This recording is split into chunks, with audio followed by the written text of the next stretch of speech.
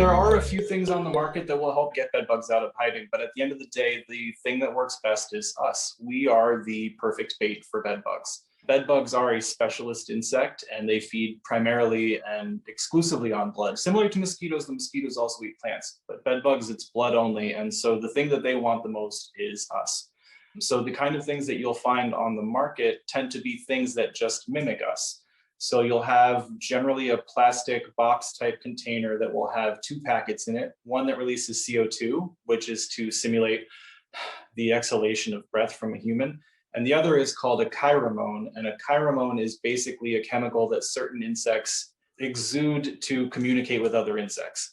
And so you'll have a chiromone packet that you'll open with the CO2, and then you put them into this little plastic chamber, and ideally it will draw the bed bugs into them. These are very efficient and they work. However, they can't compete with a human. Again, we are the best bait for it. So, if you walk into a room and you see a giant cheeseburger and another cheeseburger that looks like it's made of plastic, which cheeseburger are you going to eat?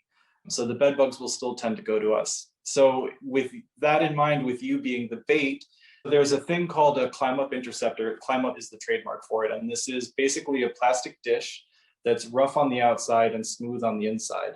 And what you can do is put the legs of your bed into the dish. You're going to want to make sure that your bed is slightly separated from the wall and not coming into contact with anything else. So it's just the legs of the bed are the only points of contact with the rest of the room. And then those dishes become the only point of contact. Now you put yourself as the bait into your bed, and if you kind of hang out regular sleeping hours from 11 p.m. to 5 a.m. when they're the most active, if bed bugs are within the room, they should try to come to the bed and get to you to feed, at which point they'll climb into the dish and get stuck in the dish. It's a double-walled dish, so once they get in, they also can't get further and go onto the leg and go up.